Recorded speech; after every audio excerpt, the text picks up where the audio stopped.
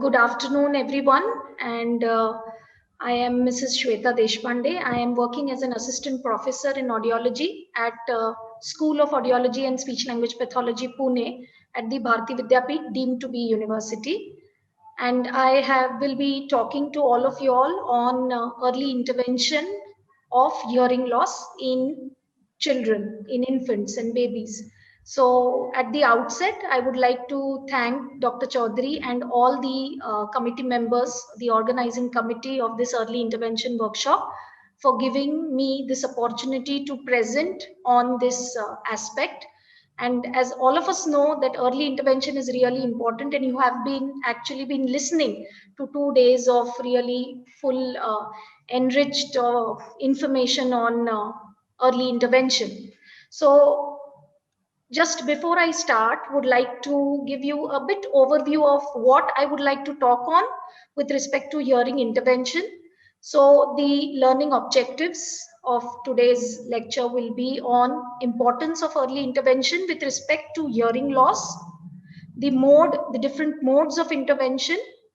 Then I would like to talk on more about audiological intervention with respect to hearing devices that we use, and oral habilitation, or what you say or we call as auditory training. And last but not the least, the most important one, what I would like to focus on is importance of holistic development. Being an audiologist and speech language pathologist, what do we need to take into consideration and think about the holistic development of the child?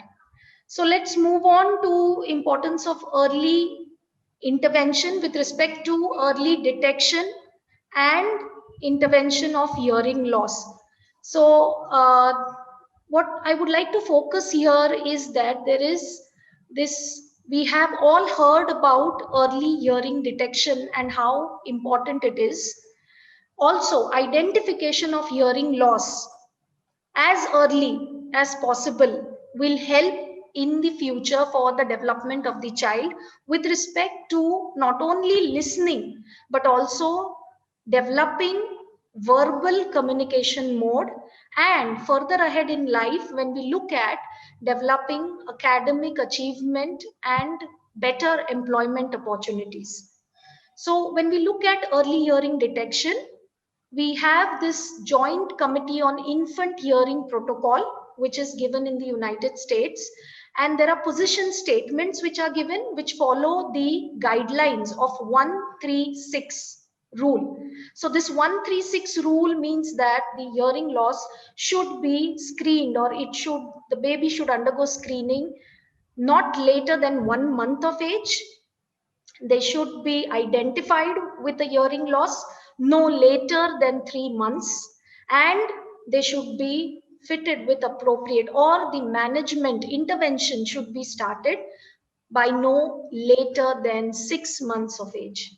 So these position statements are actually changing, and they are wanting to try and get or identify the hearing loss as early as possible so that the intervention can start smoothly and we can help the child with the different services that they need.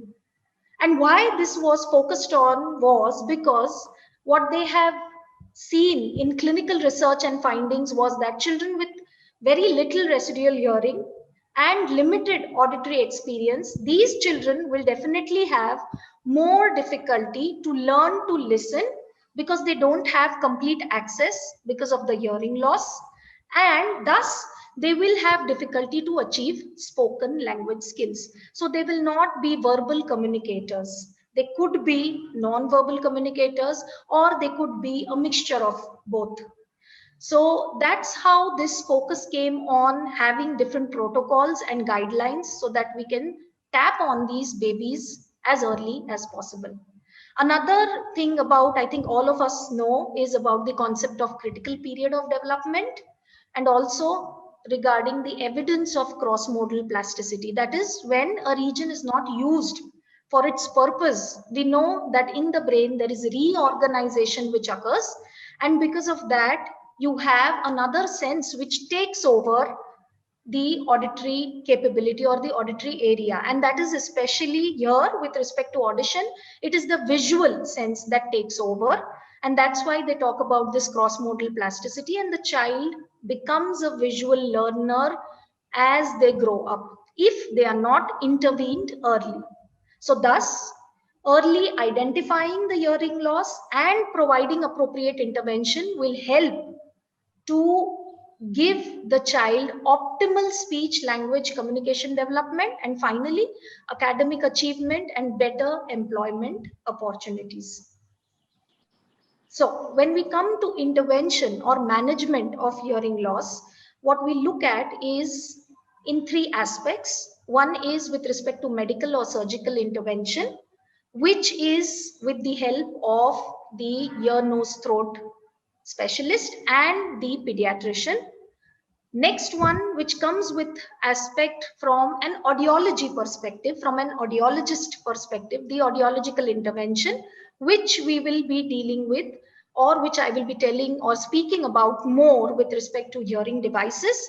And then finally, it is oral habilitation or the training, which is important.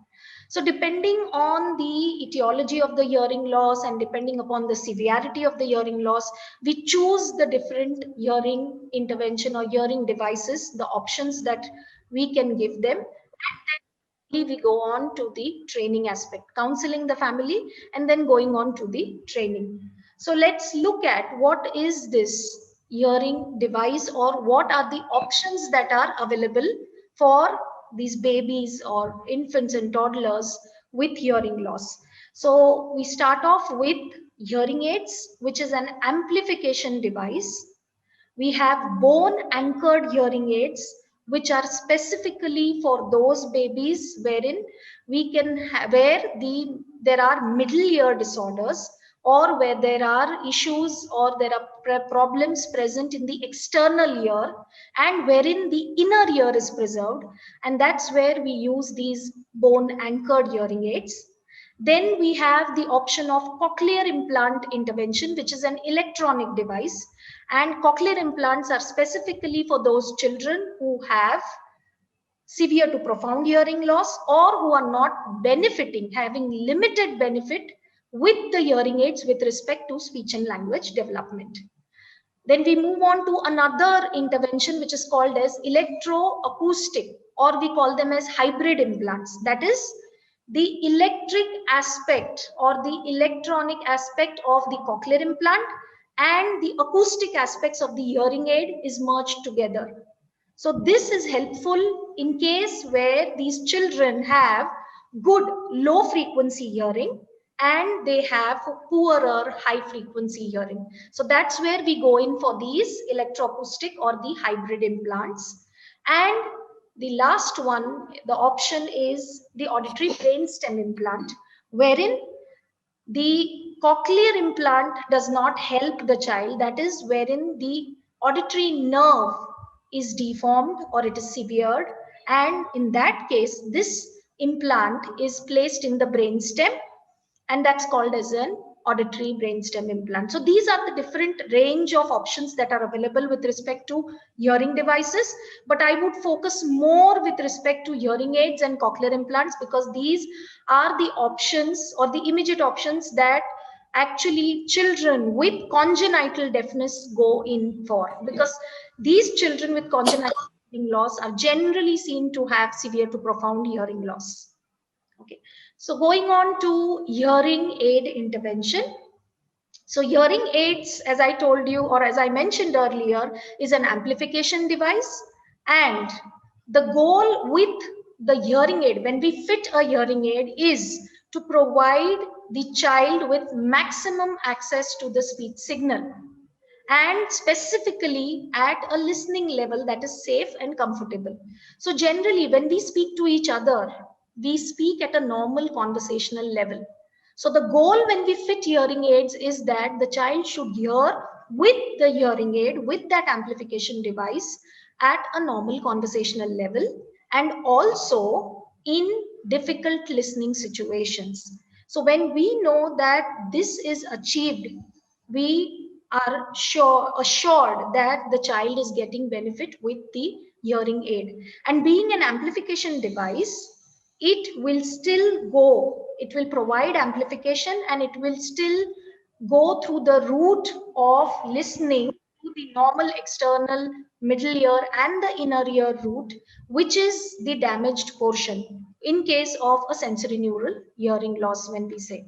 So here, if you look at the audiogram, which is on the left, and when you see the different severities of hearing loss, that's the mild, moderate, moderately severe, severe, and profound. Hearing aids will be fit for a child with moderate to profound hearing loss from that severity. And it's always seen that you have different configurations of the hearing loss that you see across the frequency regions also. So the first step of hearing intervention in hearing loss cases is that you fit them with a hearing aid. So that's the first step. You give the trial with a hearing aid, and then you see that if the child is not benefiting, your next option goes on to the better technology or the latest technology, which is the cochlear implant technology. So in short, about hearing aid intervention, when we fit hearing aids, there are 5 steps that we follow. First one is we have to select a hearing aid which is appropriate for the child with respect to the degree of hearing loss that you will see on the audiogram. Then you need to verify that it's the correct hearing aid that we have chosen, an audiologist has chosen. You have to orient the family with respect to the hearing aid use and how it helps in providing amplification. And then we have to validate it. Validate means we have to see how the child is performing with respect to everyday listening situations and the parental report, along with certain objective measures that we do as an audiologist in order to know that the child is benefiting with the hearing aid. So, as I mentioned earlier, even if the child is a candidate for cochlear implantation, that is the next technology after hearing aid, we definitely have to provide a trial period with a hearing aid and see whether that is a viable option and how much benefit are we getting, or it gives us like we can provide a statement to the family saying that it's not providing enough benefit or there's limited benefit, and so we need to go ahead with a cochlear implant. Yes, so going on to cochlear implantation, as we know that it is the latest technology for providing children with severe to profound hearing loss with respect to giving access to auditory stimulation. So cochlear implantation actually is a process wherein you require a multidisciplinary team approach. And when you are looking at the candidacy aspect, when you want to check whether the child is a candidate for cochlear implant, definitely it requires teamwork from different professionals, and there are many investigations which we need to do. So in the cochlear implant team, as you can see, you have a cochlear implant surgeon, that's an ENT surgeon. There is a role of a radiologist because it is a surgically implanted device. We need to know the structure of the cochlea and the inner ear and the auditory nerve. This cochlear implant has 2 parts, which I'll be talking about in the next slide, and then I'll explain you why radiology evaluation is necessary. Then we have the role of an audiologist who will look at how much benefit is obtained with the hearing aids and is that benefit limited, and thus we want to go ahead with cochlear implant surgery. Also, there is a role of a speech language pathologist who will also give us a statement saying that the child's speech and language skills through listening are really not developing as required, as expected, and so we need to go ahead with a cochlear implant. Then we have a medical social worker, because the medical social worker has to actually coordinate these professionals visits that the child needs to go, the family needs to go and take an opinion from. Plus, with respect to finances, they need to work out, as cochlear implant is expensive, and so we require a medical social worker who will tell the family about different NGOs that can provide help funds, also different government programs which can give more can help with respect to providing, getting access to the technology.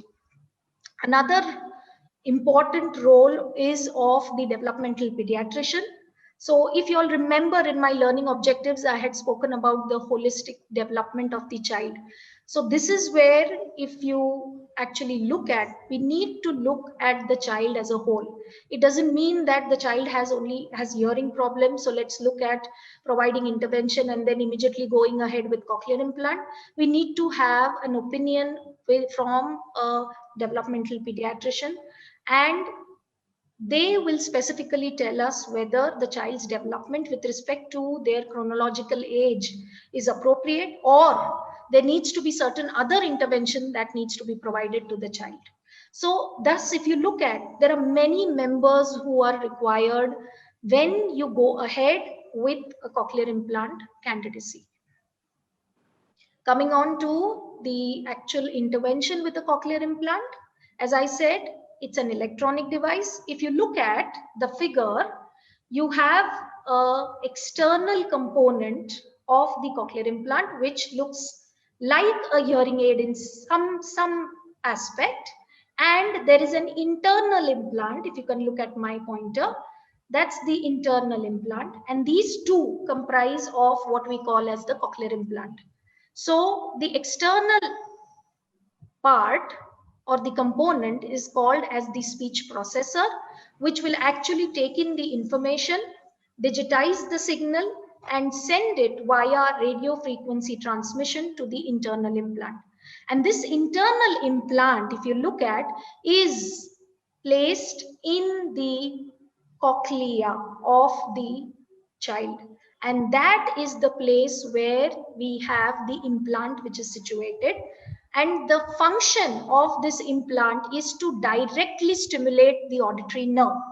So the cochlear implant is not an amplification device, and it will directly stimulate the auditory nerve by bypassing the damaged ear, that is the inner ear specifically, and it sends electrical signals to the auditory nerve that is captured by the auditory nerve and thus further sent to the brain, where it gets stimulated in the cortex and the child responds to. So when you look at the stages involved in a child receiving a cochlear implant, there are about 5 to 6 steps. The first one is when the patient initially contacts the cochlear implant surgeon and the entire team, that is the audiologist, the speech language pathologist, wherein they are counseled regarding what exactly this entire process is and how does cochlear implant intervention take place. Then we have a formal evaluation which will happen with respect to audiology, radiology, medical evaluation of the child, fitness for surgery. All these things will be taken into account, and then follows the process of surgery. So after surgery, then we have the fitting of the external component of the cochlear implant, which is done usually about 15 days after surgery as the wound heals, and then you can connect the external processor with the internal implant.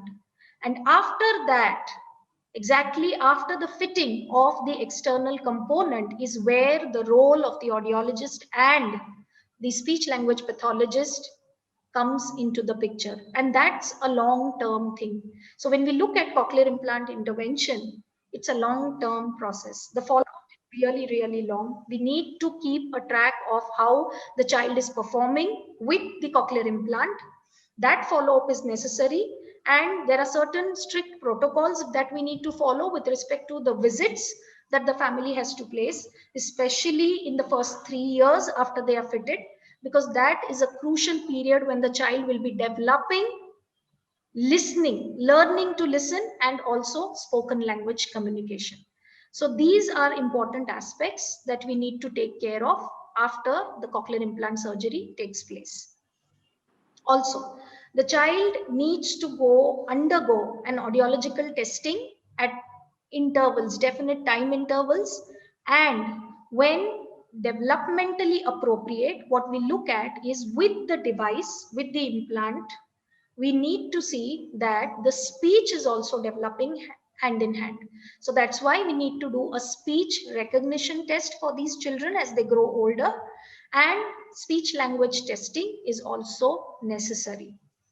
Also, these results that we get will actually tell us about the success rate of the child, and if the success or if these benchmarks of success are not happening, then what is the reason? So thus it pinpoints, when we are evaluating, it pinpoints what are the areas of concern, if there are any.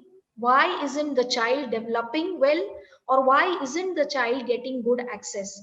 And that's how the audiologist needs to look at.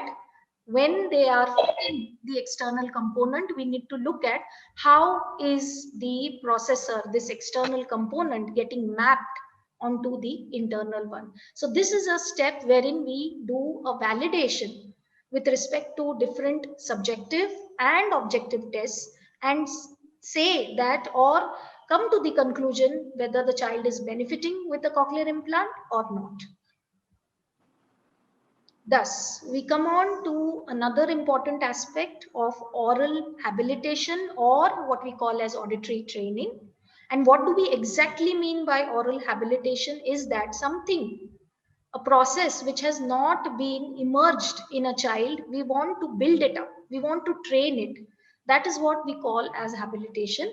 So in this aspect, what do we want to do after fitting with a hearing aid or with a cochlear implant is facilitate adequate and optimal communication that is native to the families. Also, analyze the child as a whole and look at the holistic development of the child so that the child grows as an individual. And this whole process requires an interdisciplinary team approach, which will involve the audiologist, speech language pathologist, and the special educators, or what we call as habilitationists. So when you look at oral habilitation, it's like a proper plan. It's a definite plan wherein all of us need to work together and finally look at what are the outcomes that we are getting in the child. And mind you, this is a real long-term process. You can't like really stop and say that the child has achieved quite a lot, finally we are discharging the child. No, this will go on as the child is going into school setup. Also, as the child grows elder, the child will definitely or always require our support, and they come back to us whenever required. So, as I said earlier before also, when do we actually start with habilitation? So, when we talk about early intervention, as we say, ideally it begins as soon as we have a child who is identified with permanent hearing loss, congenital hearing loss, and once the hearing aid is fitted, that's when we start with our process. So, here what is important is the timing.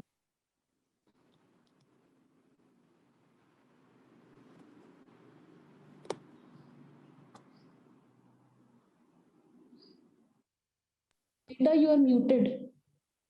We can't hear you. No, she's not muted. But we can't, yeah. So what are the current communication options that we provide the child? Am I audible, ma'am? Because I have a... Yes. Yes, okay. Thank you so much. Yes, we can hear. So what are the current communication options that are available or that we have to explain the child about, the family about? And this is very important because we require an informed decision. We have to give them all the information regarding the latest technology, whatever resources are available. But what we need to realize that we are not the decision makers. It's the parents who will actually take an informed decision. And our responsibility, our duty is to inform them about what are the different communication modes that are available. So when you look at the current options, I look at it, and there are definitely some researchers who have spoken about it as a skating ring. If you look at it in the diagram, I have put forth as an A to the extreme corner and a V to the another extreme corner, if you look at. So that's where we call as the communication option, or the mode is either a fully auditory communicator, that is learning to listen and developing verbal communication with the help of listening. And to the other extreme end, we have a visual communicator. That is, if the child does not benefit with a hearing device and does not want to go in for another technology, that's the cochlear implant or any other technology, we actually have them or give them the visual mode of communication. So that's where we need to realize and also take the family's needs into account and decide what is the best communication approach for the child and also for the family. And that's how take an informed decision from them. So when you look at the holistic development I was talking about of the child, an early intervention, when you enroll a child in early intervention program, what is important is we need to focus on the family involvement, because this is very, very necessary. You need to coach the parents, you need to guide the parents. They don't know. Majority of these children with hearing loss are born to parents who have hearing sensitivity, who have normal hearing skills. So they actually don't know what is a hearing loss and how detrimental it can be to developing speech and language. So that's why when you enroll these children into early intervention, you need their support and involvement, and which goes long way through. Along with them, you need good professionals who have expertise in pediatrics and in early childhood development. And when I say that, it means that it's not only that the audiologist will look at the hearing aspect, the speech language pathologist has to look at how the child is developing oral communication. But what is important is if you look at both the things together and you take help from other professionals, you will definitely have a good outcome, an optimal outcome for the child.